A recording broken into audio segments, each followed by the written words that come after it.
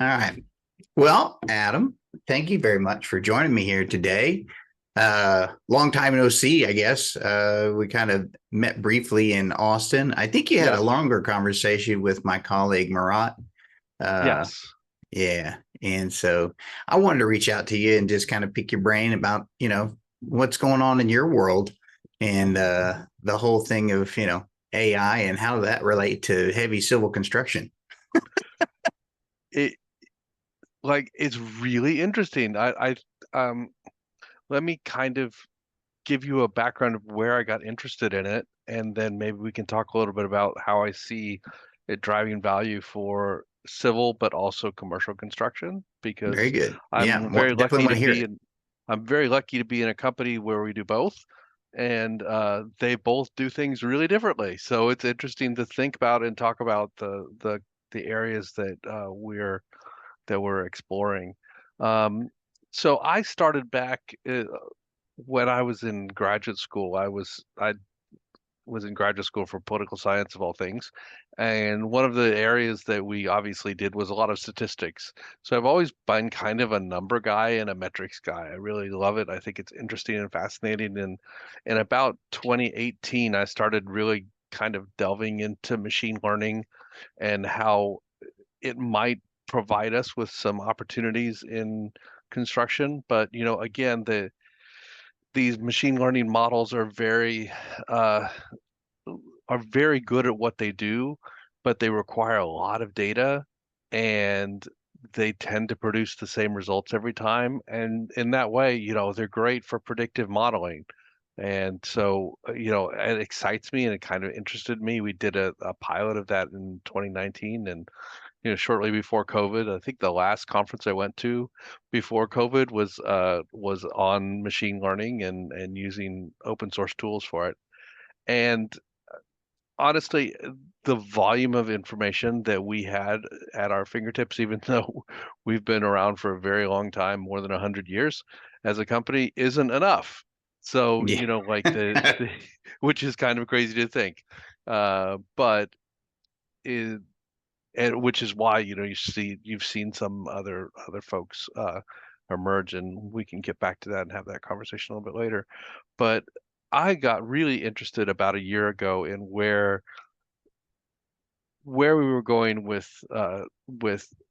generative AI, because I think that it has some opportunities for us to deliver value in kind of different ways in the construction industry. And so my first foray into it felt a little bit like, oh well, we're kind of experimenting. It seems like it's okay. And then um, I read a book by Jeff Woods called AI Leadership, and he said, okay, generative AI is actually a thought partner. It talks to you and gives you feedback from different perspectives. And if you read his work, um, he's got some really great ideas about how to use it in that particular way. And so it kind of got me thinking, like, what are the different ways that we can use AI in construction industry? And so what we've done is we actually have different people kind of approaching it in different ways. And I've kind of narrowed down on four different areas where we can think about the value of AI in the construction industry. One is kind of uh, you know making simple tasks even easier. And this is sort of what we're most familiar with, I think, in the AI application space, where we're automating double entry. There are lots of different ways that that's important. In particular, we get fewer keystroke errors. We, automate things that tend to be very complicated. Um, you know, like, that first match between the purchase order, the invoice, and the bill of lading. So if we can get that first, because we all have to audit that in civil construction, because it is such a big component of what we do. And also, it represents a risk of fraud that we want to make sure that we're addressing. But also, it just makes those jobs a lot less tedious, and gives our folks an opportunity to do more higher value work. And we certainly have the work to do. And if we can use that sort of automation process for relatively simple tasks, that's a real win, I think, for construction. The second is sort of really simplifying complex tasks. And this is where generative AI starts to build in. And let me give you a couple of examples of this that I think are really helpful. The first is we've been experimenting with a company who helps us with takeoff processes. So in the takeoff process, as we all know, it's very labor intensive. We have very wise people doing line drawing for many, many days. And Mhm. the there's a lot of value in being able to do not even just one takeoff faster, but do multiple takeoffs. And thinking about it from all of the different perspectives, you think about, okay, first of all, in pre-construction, the ability to then go in and do a takeoff more quickly means you have more time on bid day when you're rushing around trying to do 5,000 crazy things, talking to material suppliers, subcontractors, trying to get all of the information in, and you're able to have that takeoff right there. And then, additionally, as we go forward in the project, we always like, even a really big project, you really want to retake off after you've won the project to make sure that Yeah. your units are right, to make sure that you've got everything. Or if you have a major change order, that would be really terrific to be able to do that takeoff that much more quickly. Yeah, and you would The certainly want the opportunity. redundancy, the speed and the redundancy of it to do it. Because again, you run something like that twice and it gives you two different answers, then you know you've got something wrong, right? And the other thing too, and this is something that I really am trying to talk about more in this regard, is it's important to think about how that also could benefit an owner. If we're doing underground work in preparation for a hotel, for example, um, pilings, underground utilities, those kinds of things. If we could conceivably say retake off what that would look like if we made a change that has a structural element to it, and would require us to move where we're driving pilings, we can say, okay, look, we could move it this way or we could move it this way. And if we move it this way, it's going to save you a week. If you move it this way, it's going to cost you an additional week. So we can actually net save you 2 weeks on the carrying cost of your construction loan if we decide to go this way. And you Yeah, start saying, okay, wow, that kind of ability to be quick is yeah. really exciting. It's a nice idea for a service element that you could implement into your company, right? Where, hey, not only are we the people that can perform the work, but we can help guide you Hmm. as to where this thing can go with accuracy, right? And like more and more and more, we're seeing the contracting vehicles in civil construction being design build of some form. And Mm-hmm. like we're getting less and less plans handed to us, which certainly has its benefits and drawbacks. We really love the idea that we can actually say, well, maybe that's not so constructible, but at the same time we also takes longer to get that first shovel into the ground. Right. Well, uh, nobody really wants to be responsible for when you're the design build and you go, oh, what's that? I don't know that that's constructible. We need to go back to the design team. Uh, exactly, but that's but there us. is, Okay. yeah, that's also troublesome. But yet there is the ability to have it in your wheelhouse. Gives you a bit more control there when you have Yes. design in house. I know the trend in the market. Everybody's kind of moving toward that design build just because I think folks just got tired of going to court or going to some sort of arbitration after the job was done. The liquidated damages clauses just finally started to pile up. Well, it's the old saying that the last phase of construction is litigation, right? So, Yes. The um, job's over when you're in litigation. Yeah, right. exactly. It's done. Yay. Here come the lawyers. Uh, but then, other examples are some tools out there that are doing analyses of schedules.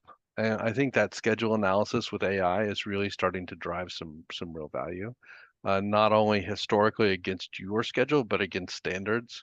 I Mhm. think that there are well-established companies that have been doing that really well and using AI for quite some time, and they're really starting to pop up, I think, in greater number and in greater uh, um, with greater ability. So to Yeah, provide value. I think there's some value to it. I feel like when you start to ride into the journey of CPM scheduling and those types of things, a lot of times, especially when it's, I'll say, human based, it's very, stick your kind of thumb in the air and see which way the wind is blowing some days, right? But if you have a proper analysis that has historical data behind it that says, in this time of year during this specific stint doing these specific tasks with said specific crews, I think that, and you may have heard me say, but I think that AI, as far as the analytic portion of it, has to become very local, Mm-hmm. because you can't, like I said, I think I talked about it a little bit in Austin about you can't have a crew in Austin and move them up to North Dakota and think that they're going to perform the exact same way that maybe a crew in North Dakota would then perform someplace else. It's very local, and the Mm-hmm. data has to be your own. Which you come to find out, sometimes you're very, very short on that amount of data, right? Yes. Yeah. Well, but I think that makes a really good point of the importance of thinking about AI not as a replacement for the humans, but really as kind of a way to assist us, kind of get us further forward. If we are starting right now at the starting line, maybe we can get up to the 20-yard line, maybe we can get up to the 40-yard line, and be closer to that goal and have the tools that'll help us. Because one of the things that we all talk about, we have kind of an advisory group that gets together every other week to talk about our AI strategy, and we all say, look, this is not going to replace us learning how to write a schedule really well. This is not going to replace superintendents from understanding how to build really well. We don't want to let a 22-year-old just out of construction management start writing schedules with an AI. We want them to sit with somebody who's done it before, understand how to do it, and use some of the tools of the AI to get rid of some of those either simple tasks or relatively complicated tasks. Yeah, I totally agree with that. I really just had a conversation yesterday about something very, very similar, where you start talking about you don't need a replacement. What you need is a tool. You need a Yep. guide, right? I think we were talking about a layout machine. I'm Mm-hmm. not a big fan of robots, but I like the Mm-hmm. idea of a layout machine. I'm going to go back, even when I was a superintendent or back in the field. I was checking my work twice anyway, Yes. right? And so even if I had a layout machine, I would still be checking it twice to make sure that it was there. But I have that part done, I think. And it's a lot of times what ends up happening is people get in a hurry or they don't feel like they have enough time. They don't check it twice. And the old adage of, measure twice, cut once comes Yes. into play. And I think folks were measuring once and then cutting once and then like, oops, oh, here we have it. We've got rework to do, and Exactly. in that consideration, that's where most of your efforts come from, when it comes to spending extra money, spending extra time. And it's exactly that. We had a project where we were doing some vertical construction on some residence halls at a university locally, and all of our internal walls were prefabricated steel studs because they had to be bearing. And so the embeds were really important. We had to know where they were and know where they were going to be. So we built a SOP with the laser scanner where we would shoot it 3 times. You shoot it before the pour, make sure that the embeds are where you think they should be, during the pour when we actually have a chance to fix it, and then after the pour. Because if we messed up on an embed, that's a huge, huge problem. That's, a day of work. pull out the old other one, drill a new one. I mean, it completely takes you out of that flow. And one of the things that we really like to think about is how do we build a flow in that construction? How does it work smoothly? Making sure that it flows. Right. So that brings me kind of to my next kind of thing. I want to talk. We talk a little bit about CPM, schedule management, those types of Hmm. things. But you also, there's the element of flow, which is kind of a lean principle Yes. when you start looking into it. And I'm finding more and more just with folks that I talk to, you kind of need both. You need to know Yes. that critical path. And there are some purists that are over on the lean side are like, I don't even want to know about the critical path. It doesn't make a difference. For them, maybe it doesn't. But for some folks out there who are looking at the schedule a little bit differently, they may need it. So I think, and you tell me what you think, because I've had conversations about this. A lot of technology that's getting developed tends to lean towards the CPM method rather than a flow method, and kind of lean technology kind of thing. I think that that's true. And so what we've done is we've kind of built some things to bridge that gap because Mm-hmm. we still, I mean, there's still a lot of value in look ahead for a pull plan.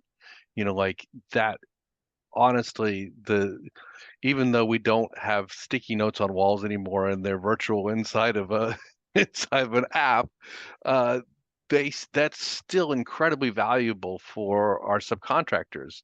And what's really cool about AI is we had a team member who figured out how to get that first cut at the 2 week ahead pull plan coming out of the schedule. So he fed it into the AI and he pulls out the pull plans.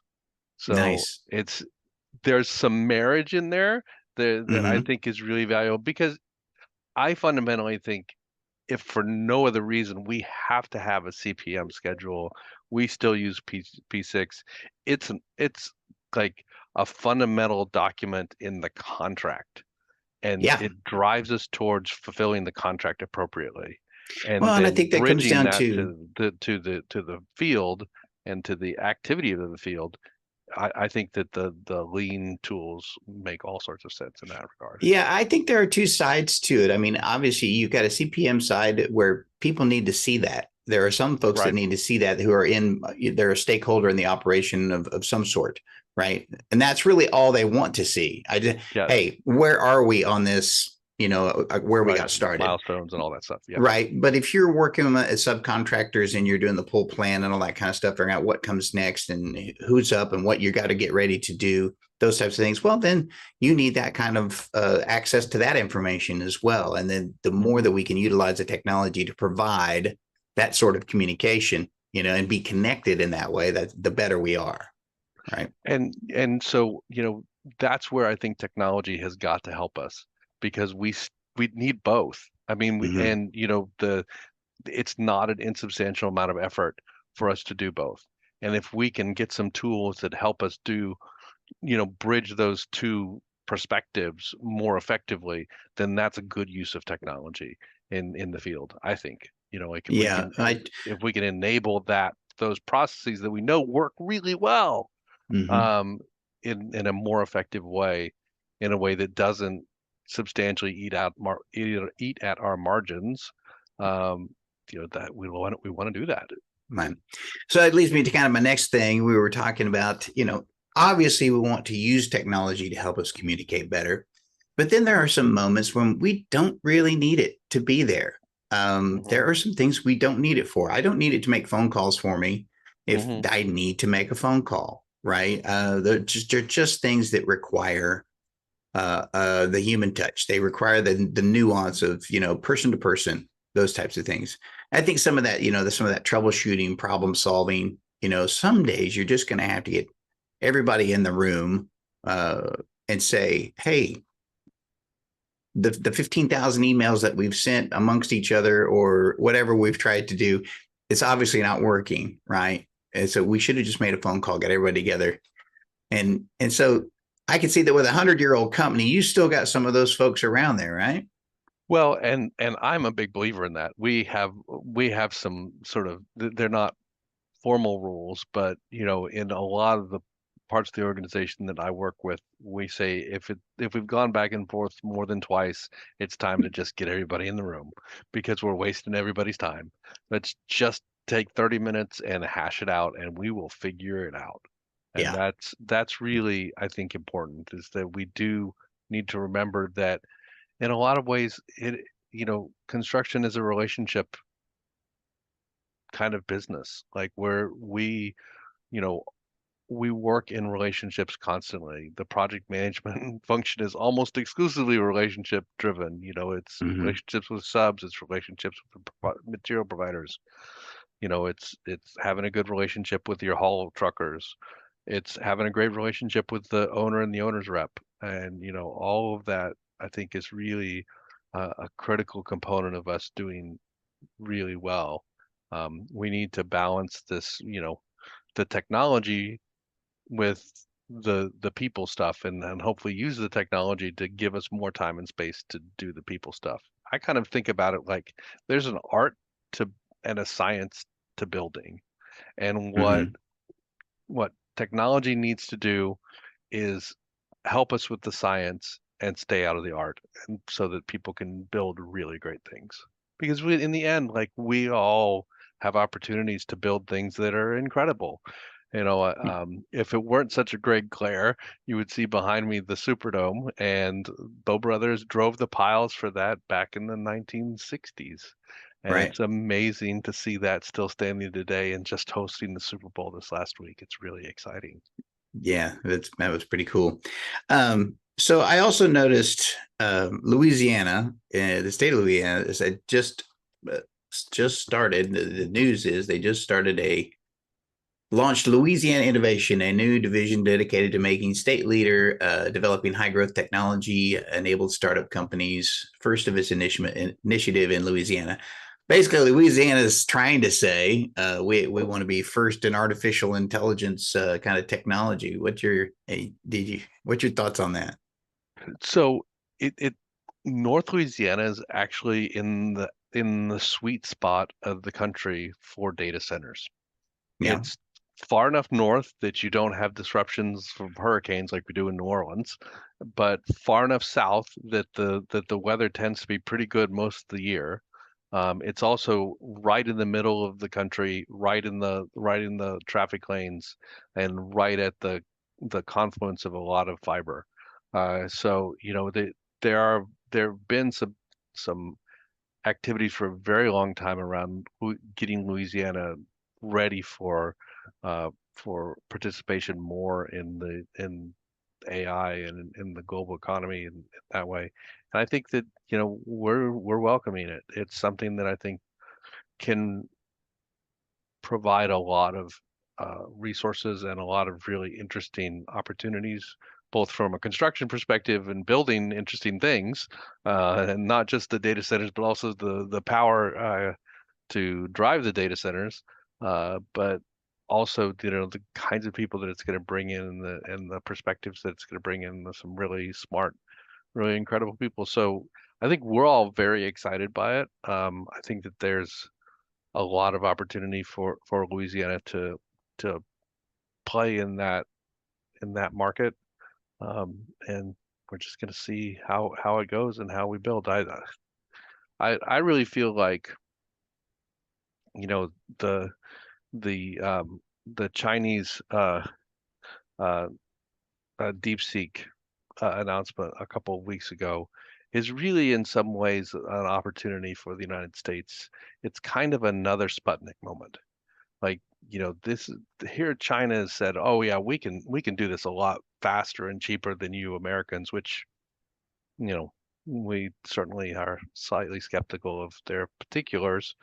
But it also is, if the United States wants to continue, we need to put resources in it. And I think that some people are really stepping up to do that. And I think that that's very exciting. Yeah, there is a part of that that can provide a lot of education for Hmm. folks, right? You may not need all the best technology, but of course, I feel like a lot of times startups, uh, they love to raise money, They They do. love to talk about big ideas, and people love to throw, big money at it. When you may not necessarily have to. So I agree with you in that. But I want to kind of talk to you about, it's going to take construction and Hmm. construction people, like Bow Brothers, like, all these other different folks out here that are they're building structures, building roads, building power plants, building data centers. It's going to take all those things to kind of support Hmm. any of these new initiatives, whether it be Stargate, whether it's Louisiana's, statewide mandate kind of thing. But then it leads to the question of like, have we lost track of kind of sustainability of are we going too far? I was there's always an adjustment. There's a pendulum Right. swing, right? You feel like, well, we're kind of going to go this way. We need to really pay attention to all this stuff over here. And then all of a sudden there's this pendulum like, no, we really need to pay attention to this. And I literally just finished up a newsletter about this. And kind of my last point was we got to be very, very careful. We have to find a balance here. We can go too far with this, even from just if you're just looking at a sustainability point of view. If we're talking about things like, if we're talking about things like climate change, and I'm not saying I'm a believer or I'm not, but you know, the zeitgeist says, hey, we've got problems that we contribute to. But then the zeitgeist also says, but we need AI, and we need more power and we need Hmm. all these things. So I don't know, just two people talking about this kind of thing. What are your thoughts on something like that? I do agree with you that oftentimes we tend to swing, you know, violently back and forth between one extreme and the other. And the reality in most cases is somewhere in the middle. Right. That there's certainly something to be said that we do have an impact on humans have an impact on climate, and also that AI has, and data centers more generally consume more electricity than any one given country in the entire world. Uh, so, it certainly is something that we're going to have to approach carefully and think about and think about how we can do it,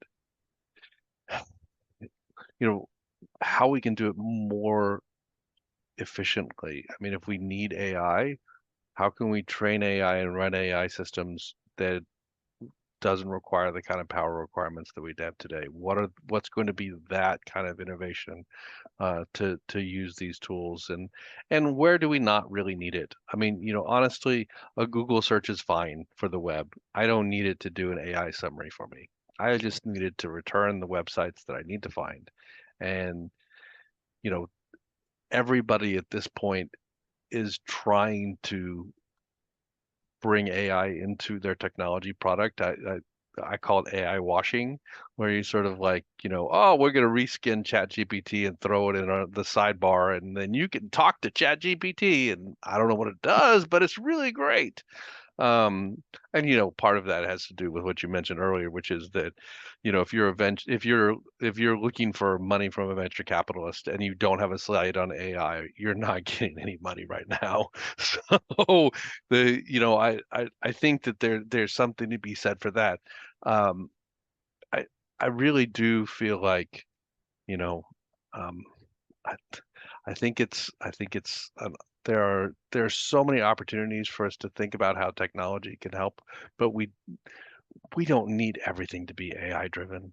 We just don't. Mm-hmm. And Yeah. like I would much rather have a company honestly talk to me and say, look, we're not doing AI right now. It's not core to what we do. I don't think it's going to help.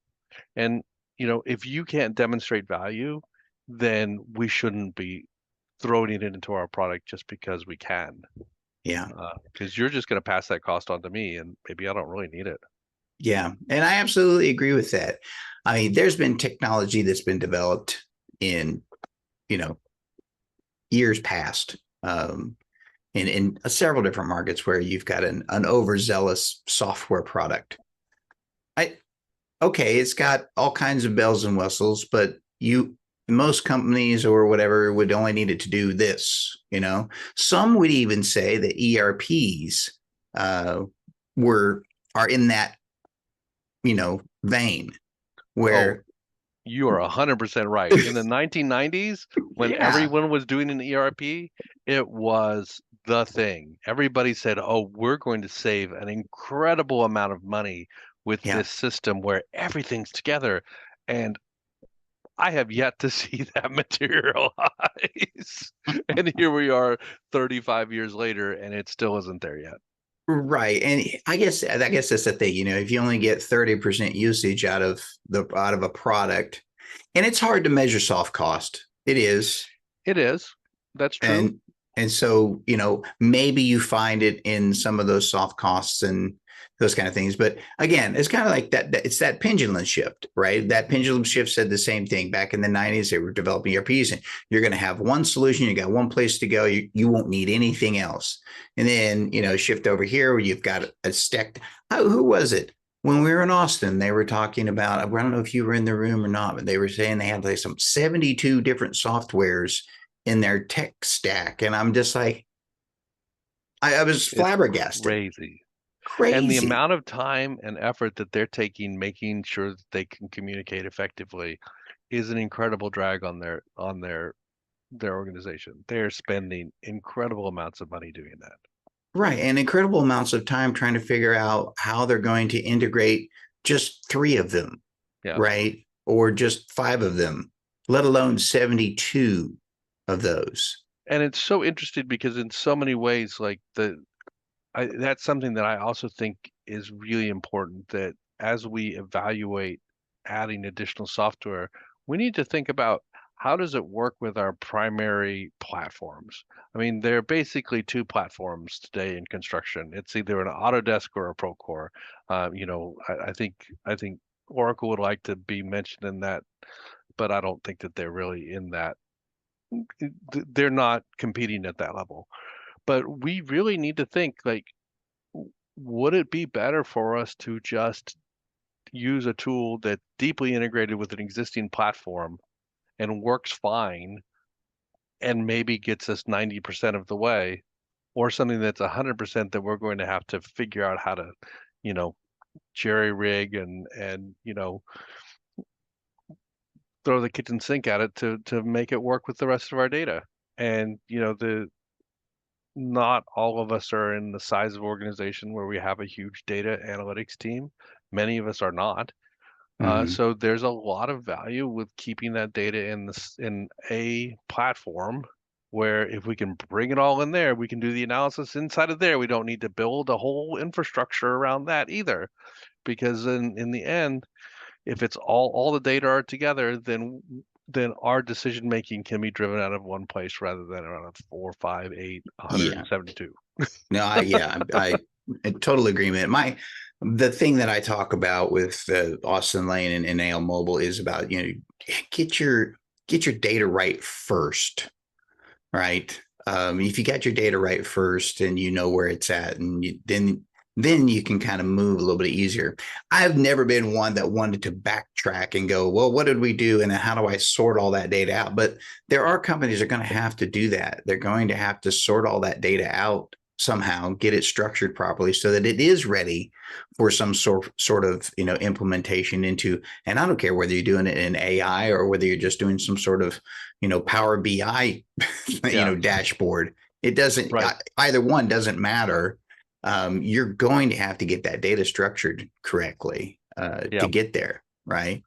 So exactly. And that data structuring is and data quality more generally, the both of those represent consistent challenges in right. in an environment where a lot of the data is being reported decentrally by many people. We have more Yes. than 100 foremen who are putting in data about production quantities and on any given day, Hmm. and the variability of the data coming in is requires us to make sure that it's right before we, Yeah, it's just you know, something as simple as or is that square feet? Is that cubic feet? Exactly. Yeah. I mean, obviously, it's like, are you measuring your rebar by the ton? Or are you measuring it by, Oh, how are you by doing? length. I mean, Yeah. steel by length or ton. I mean, it's funny that even comes into payment. Like sometimes we'll get invoiced on tonnage, and sometimes we'll get invoiced on length.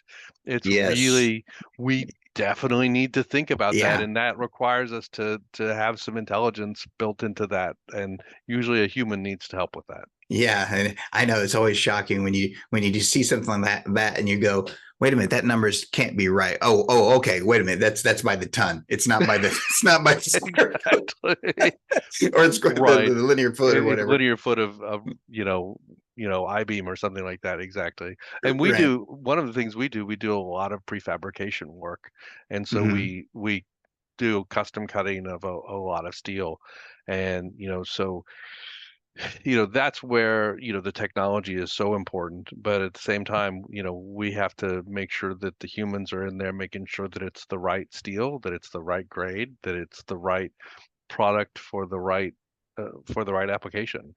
Is in the Right. end, like prefabrication is terrific, but we've got to make sure we're getting our materials right. We've got to make sure that we've got our shop drawings right.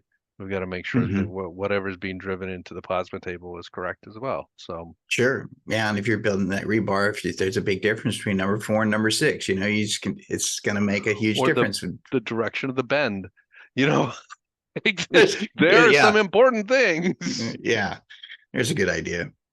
So thinking about the data and just kind of, wrapping these things up, um, y'all's path as you guys kind of move forward, um, seems a lot of companies they are looking at their data first. I think that's the reason why a lot of those companies we visited with, everybody's like, okay, we see it, we see the path, but Mhm. we do see that our data needs shaping up.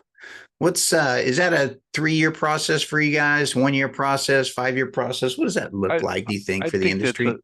I think it's I think it's a battle we'll be waging for decades. I just don't think I think that we've got a going forward process, and then we've got a building backwards process. I think that, because in the end, if we want to use some of these tools to be more predictive, we're going to have to get the data right from before. Yeah. And we're very lucky to have a lot of data, but you know, we're going to need to figure out how we map that appropriately to be able to use that the most effectively.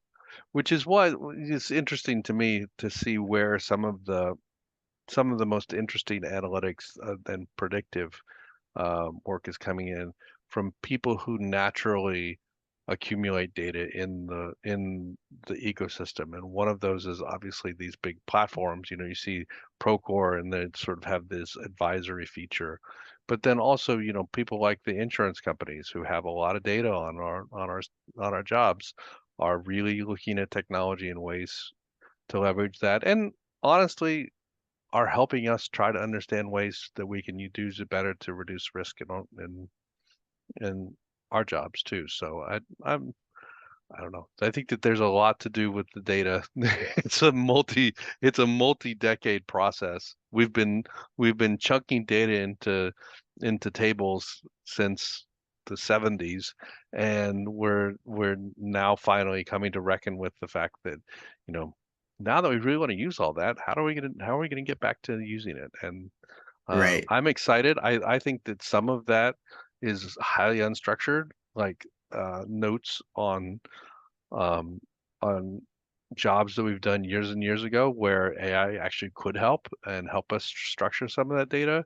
Some of it's really going to be, just the transform process and understanding. You got to understand the data first, and I think you're Yeah. right. I think, even for our group over here on the software side of the world, we are definitely going to be utilizing AI to go back through all of our old documentation. We've been around for 25 years, and there's a ton of old documentation that could be valuable, Yep. as far as in how did we get from, point A to point B, where did these happen? And there is no, team in the world that could go through the thousands of pages of data and code and, different things. So we're definitely going to be utilizing that type of technology for sure. Yep. I think there's some really great opportunities there. Yeah. Well, listen, I really do appreciate it, Adam, that you've come here and just, hung out with me for here a little bit. I appreciate your time, as I know it's valuable, but I'm always looking for, folks to talk to you about how they're using technology out in the field. And, maybe next time, if we can talk, maybe sometime later in the summer, kind of That would be great. see what kind of projects you guys got going on. We'll just stay in touch. All right. Thanks, Robert. Really appreciate the time.